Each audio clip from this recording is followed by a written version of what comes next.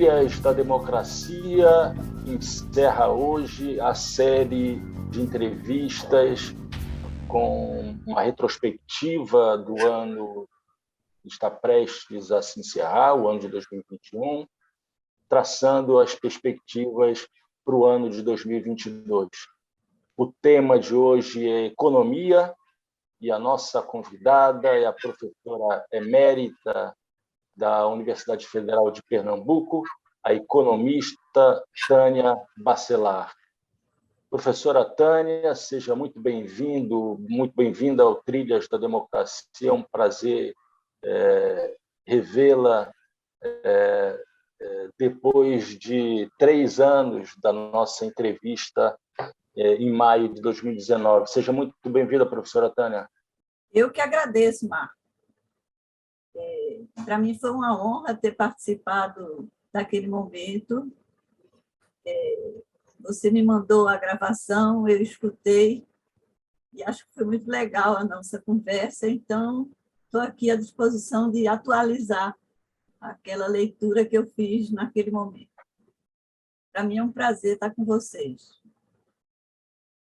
Sim, Tânia, e eu gostaria exatamente de iniciar essa nossa conversa retomando essa entrevista de maio de 2019, quando você afirmou, então, que as 2 principais tarefas do Estado seriam investimentos na área da educação e da saúde.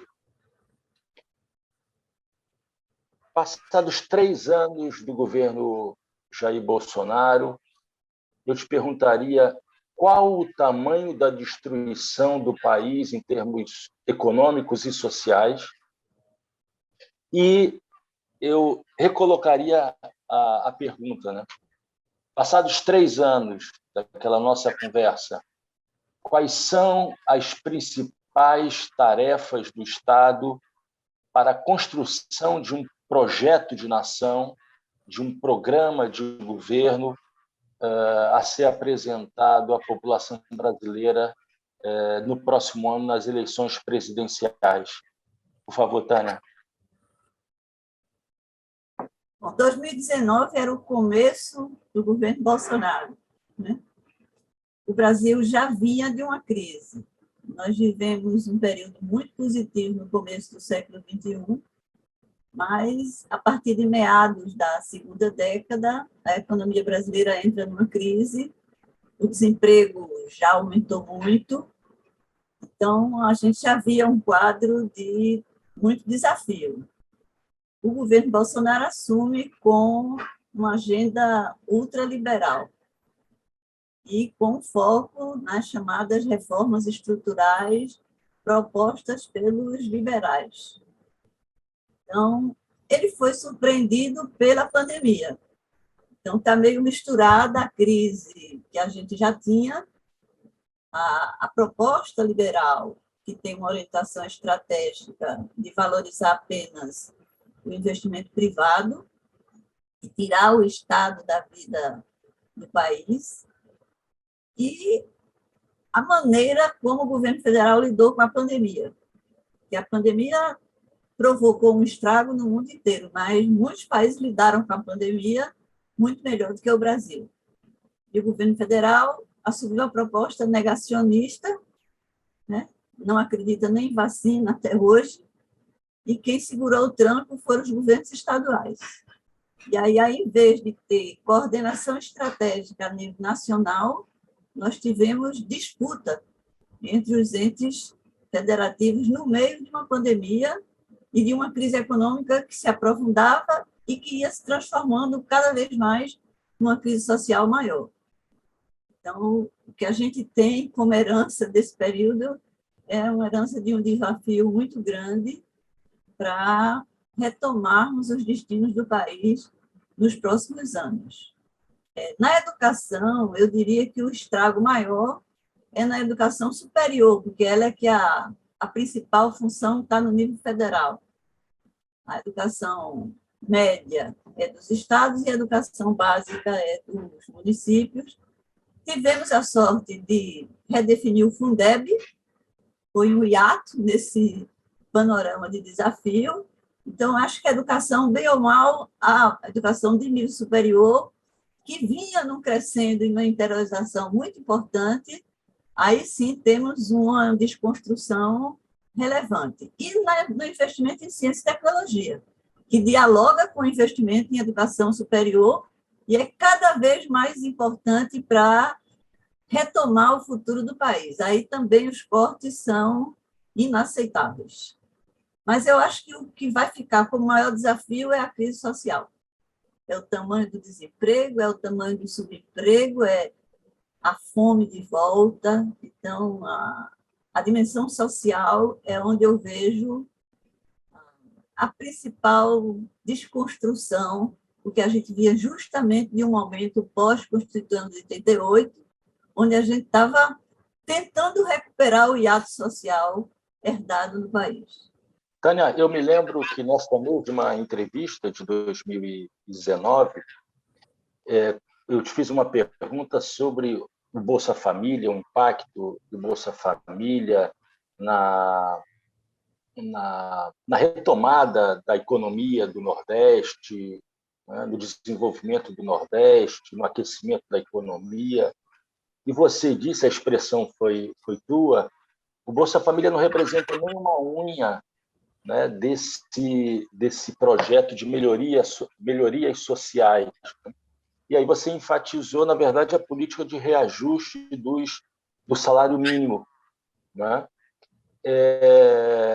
Olhando hoje, né, com o fim do Bolsa Família, o projeto do tal do Auxílio Brasil, quais são as perspectivas que você tem em relação, no curto prazo, no próximo ano, o ano de 2022, dos impactos negativos dentro de um cenário que já é de destruição social?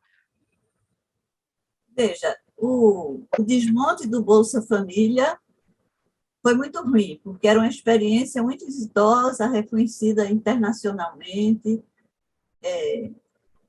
Já tinha uma fila no Bolsa Família, e mesmo assim ele gastava muito pouco do orçamento federal, né? Pagava um valor muito pequeno.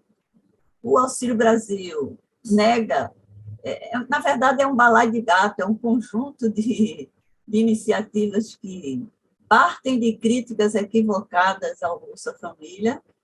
Não era uma proposta permanente, era uma proposta eleitoral, somente para valer em 2022, mas o Congresso consertou isso, então definiu que vai ser uma ação permanente. Então, eu continuo achando que é uma proposta importante como um país como o Brasil, mas não é a principal proposta para reduzir desigualdade. Ela é uma proposta complementar, auxiliar, para chegar junto de quem está no sufoco. A proposta principal é educação de boa qualidade, é dinâmica econômica para gerar oportunidade de inserção produtiva. É disso que a gente está precisando, né? Sem negar a importância complementar de um programa de assistência bem estruturado. O aumento do salário mínimo, eu continuo defendendo que é uma variável estratégica. Para o Nordeste, ele foi muito mais importante do que o Bolsa Família, continua a dizer isso, e tem estudos provando isso. Tânia, e em relação à industrialização, quer dizer, o Brasil vem passando por um processo, eu diria até mesmo acelerado, de desindustrialização, né? O que fazer? Quais as principais medidas emergenciais que deveriam ser tomadas na tentativa de reverter essa desindustrialização na verdade, fazer com que o Brasil reencontre a sua experiência iniciada no século XX, a partir de 1930, de ser um país com uma indústria pujante e forte. Veja, aí, de novo, tem a leitura regional, né? É que o Brasil desindustrializou, a indústria perdeu muito peso na nossa economia, e o Brasil perdeu protagonismo internacional como país manufatureiro, mas o Nordeste foi na direção oposta. Pernambuco é um exemplo de reindustrialização no meio da desindustrialização brasileira, para falar daqui de Pernambuco. Então, eu acho que continua, sim, um desafio estratégico central. Agora, para reindustrializar, tem que dialogar com o investimento em ciência e tecnologia, porque o padrão produtivo do século XXI é diferente do padrão produtivo do século XX. Então, não é apenas retomar o que a gente vinha fazendo, é fazer diferente e fazer dialogando com o novo. Então, qual é o investimento estratégico para retomar a trajetória de industrialização? Articular investimento em conhecimento com empresário capaz de fazer essa mudança. Então, esse é o grande desafio que a gente tem pela frente e não é impossível fazer. E eu começaria pela saúde.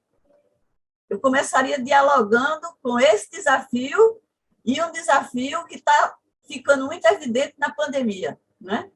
A pandemia deixou isso com a clareza. Quem não era industrializado, o mundo inteiro ficou dependendo da China, que a China virou a grande fornecedora do mundo, né? Então, do insumo para fazer vacina, dos EPIs, a experiência da pandemia me diz isso assim. Quer um exemplo? Quer por onde começar? Começa pelo complexo econômico da saúde. A Fiocruz tem feito um debate muito interessante sobre isso. Ontem, na reunião da Academia Pernambucana de Ciências, Cássio Gadelha fez uma intervenção brilhante sobre isso, falando da importância do que a gente chama de complexo econômico da saúde, por onde a gente puxaria o novo padrão da indústria brasileira, atendendo a população e a demanda de assistência à saúde em paralelo, ou seja, combinando ciência e tecnologia, economia e o social. Então, acho que é por aí que a gente tem que caminhar, e o Brasil é capaz de fazer isso, é capaz de fazer isso. Isso quer dizer, Tânia, que para se pensar a recuperação, a retomada de um projeto desenvolvimentista no Brasil, um projeto desenvolvimentista e de combate a todas as formas de desigualdade, o conhecimento é fundamental.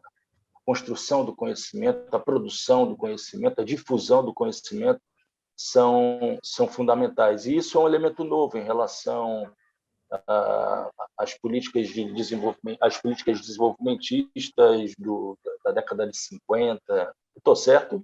As políticas brasileiras, sim. As políticas de desenvolvimento no mundo, não. Veja os Estados Unidos, veja a China, a importância que as duas potências deram na sua trajetória ao investimento em conhecimento, com recurso público. Então, nós é que somos um ponto fora da curva.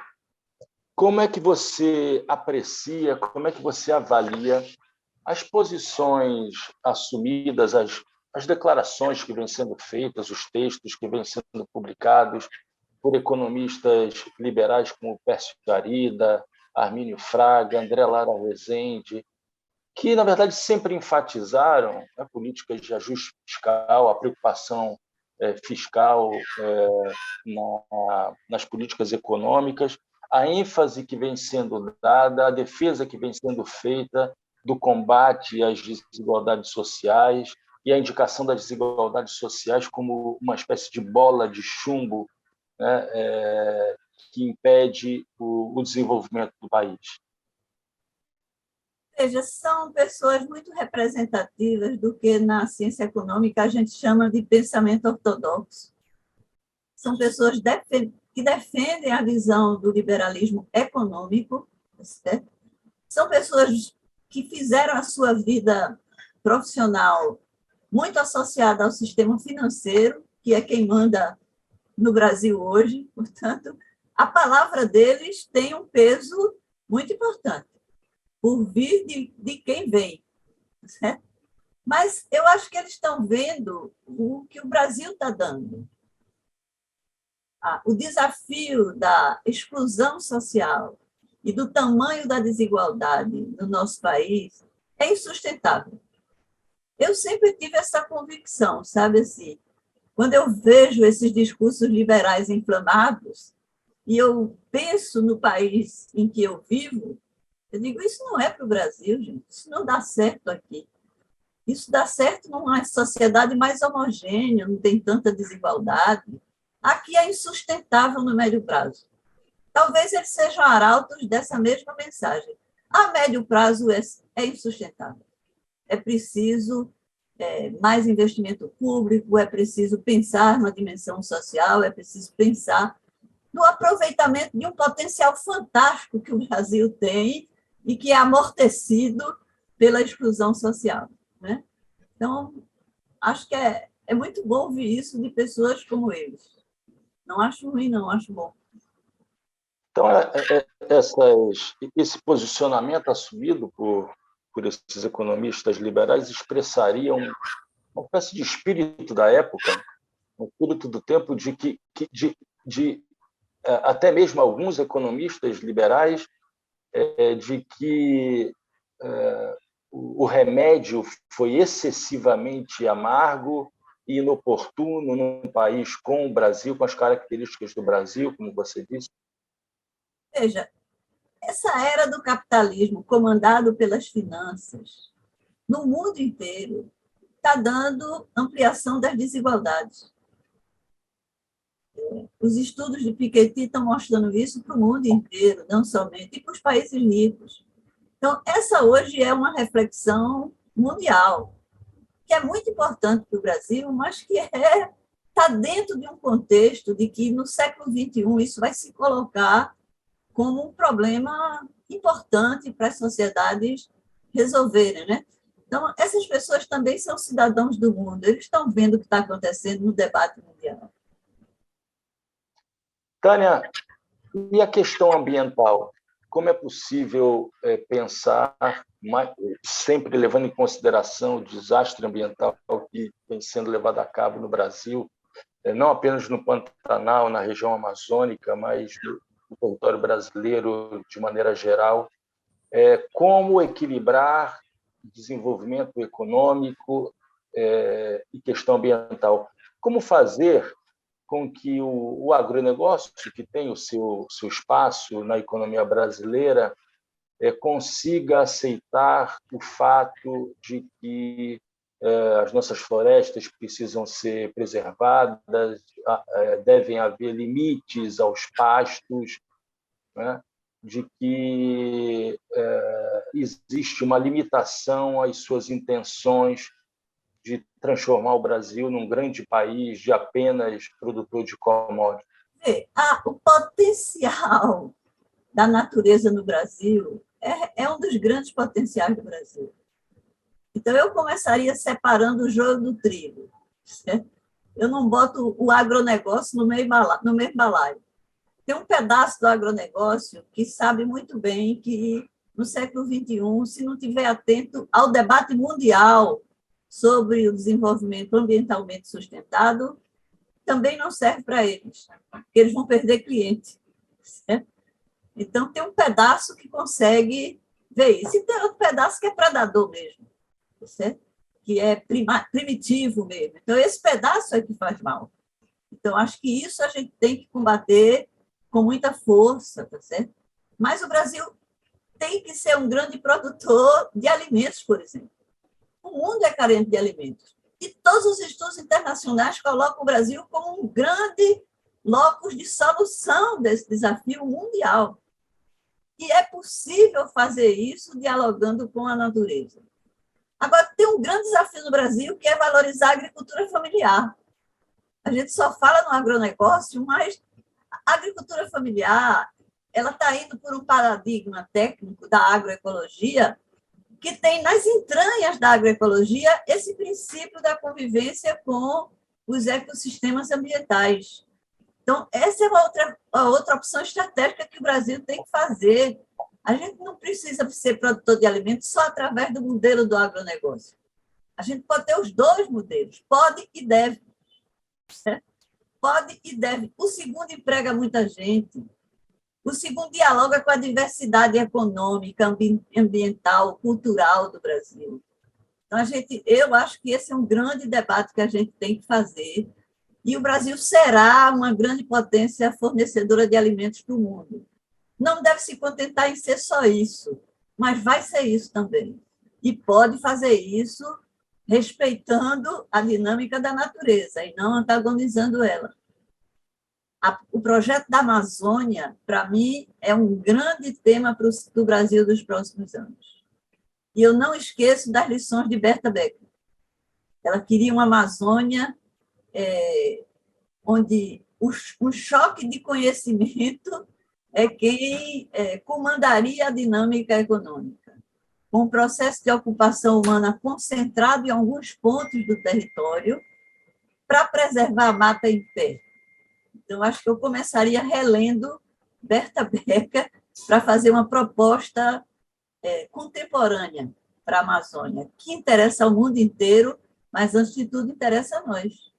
Tânia, eu acrescentaria, né, que, além dos elementos que você acaba de enumerar sobre a importância da agroecologia, da agricultura familiar, né, o fato de que também representam um espaço de politização, né?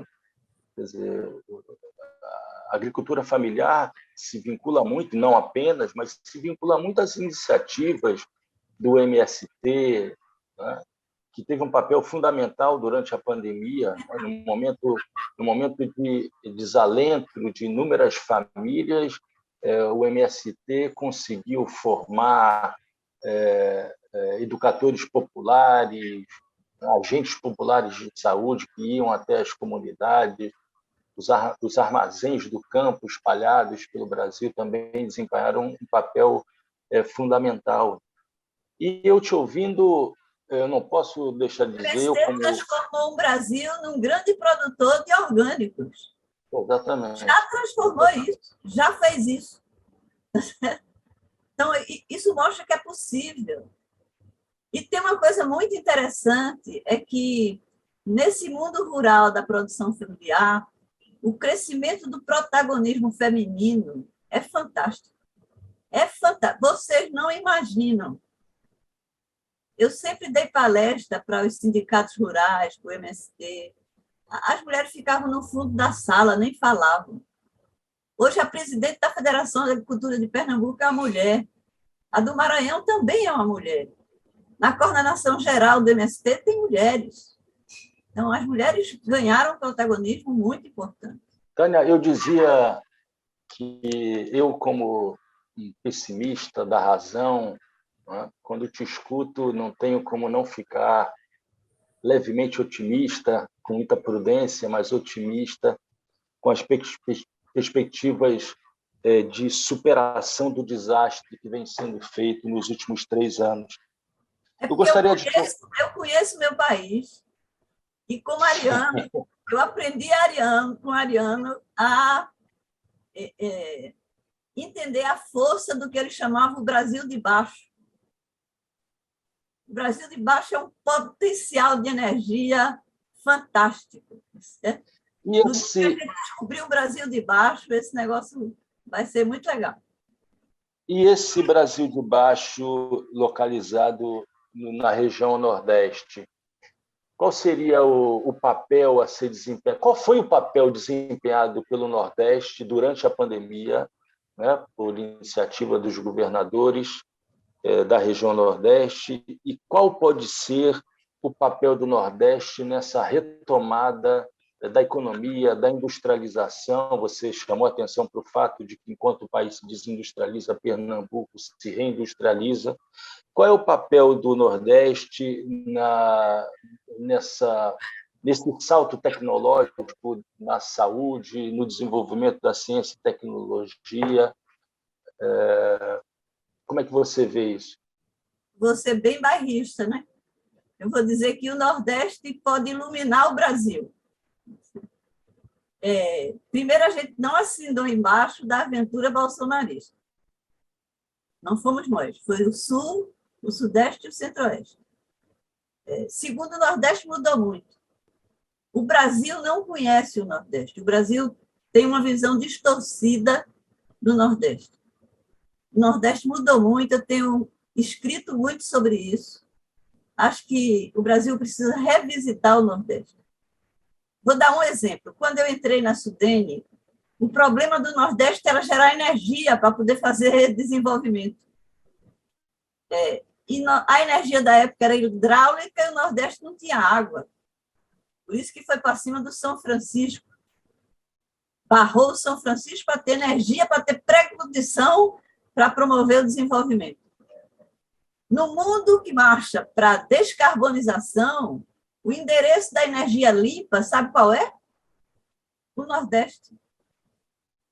Hoje o Nordeste é abundante em energia eólica, em energia solar, em energia da biomassa. A biomassa está transformando o velho complexo agrícola litorâneo, dedicado à produção de açúcar, na direção da produção de energia renovável. Certo? Então, o Nordeste pode ser uma luz para o Brasil. Certo? O Nordeste tem coisas interessantíssimas e surpreendentes. Não sei, um grande desafio no século XXI será a transição para a era digital. E, na transição, evitar a exclusão digital. Tem uma empresa do Ceará, né, a BrisaNet, cujo proprietário é um engenheiro que se formou, cearense, que se formou no ITA, e que voltou para o Ceará, abriu uma empresa, e agora disputou o leilão da 5G. Do 5G com foco nas últimas milhas. Ele já está presente em vários estados do Nordeste, fazendo esse trabalho de evitar a exclusão social. Então, essa energia boa de baixo do Nordeste é que me faz achar que a gente tem futuro. Agora, o Nordeste tem um grande desafio. Nós não somos uma região problema. Nós somos uma região que pode ajudar a fazer as mudanças que o Brasil precisa fazer. Um exemplo que me anima é o desempenho do Nordeste na pandemia. Quando a pandemia começou, quem vê o Nordeste como bolsão de pobreza deve ter achado que aqui ia ser um arrasa-quarteirão. Todos os estados do Nordeste têm um número de mortes por 100 mil habitantes abaixo da média nacional. Pode consultar os dados da pandemia. E ao que você atribui? Eu atribuo ao protagonismo dos governadores, ao protagonismo dos prefeitos, ao avanço que a gente tinha feito no Sistema Único de Saúde na região, aos avanços que a gente fez na atenção primária, ao protagonismo dos cientistas nordestinos. O Consórcio Nordeste fez aqui o que a gente não fez a nível nacional. Criou uma comissão estratégica e, dentro dela, apoiou um comitê científico para orientar as decisões dos políticos. É isso que Portugal fez, é isso que a Inglaterra fez, é isso que os países lá fora fizeram e que a gente não fez a nível nacional. O Nordeste fez. E o resultante é esse. Podem olhar os dados, nós estamos com números de mortos por 100 mil habitantes, todos os estados abaixo da média nacional. Tânia, a nossa entrevista está chegando ao fim. Esse é o último Trilhas da Democracia do ano, de 2021. E eu gostaria de abrir os microfones do Trilhas da Democracia para a tua saudação, né, teus votos para o ano de 2022, com essa carga de otimismo que atravessou, que permeou toda essa entrevista. Por favor, Tânia. Veja, talvez eu tenha aprendido a olhar para a conjuntura sem desconsiderar as estruturas. Eu acho que tem estruturas herdadas que são desafiadoras e tem estruturas emergentes que são iluminadoras. Certo? Furtado, no final da vida dele, numa entrevista, ele disse que estava convencido que não bastava investir, era importante distribuir ativos. Tinha que combinar investimento com distribuição de ativos. para poder chegar ao desenvolvimento como ele entendia, que o desenvolvimento para ele era um processo de transformação social que gera oportunidades para a maioria. E, no caso do Brasil, 2 ativos eram relevantes. Um do século XIX, que é o ativo terra, que a gente não distribuiu porque fez a lei de terra antes de fazer a abolição da escravatura. Certo? Então, bloqueou lá atrás para poder liberar o escravo e continua bloqueando e a concentração de terra continua aumentando. E o Brasil pode sim ser uma potência produtora de alimentos com a melhor distribuição do acesso à terra. Isso vai facilitar. Não, tem que investir em conhecimento, mas isso vai facilitar muito. E o segundo é o ativo conhecimento, que é o ativo do século XXI. Certo? Ele usou um do passado e outro do futuro. Eu acho que esses 2 ativos precisam estar na agenda de futuro do Brasil. Tânia Bacelar, economista, professora emérita da Universidade Federal de Pernambuco. Com essas palavras otimistas em relação ao nosso futuro, o Trilhas da Democracia encerra esse ano de 2021. Oxalá esse otimismo se transforme em viabilização política, né, e combate e derrota da extrema-direita no Brasil. E o Trilhas da Democracia estará presente em 2022, esse ano fundamental para a reconstrução da democracia e do combate às desigualdades, ao conjunto de desigualdades existentes ainda no nosso país.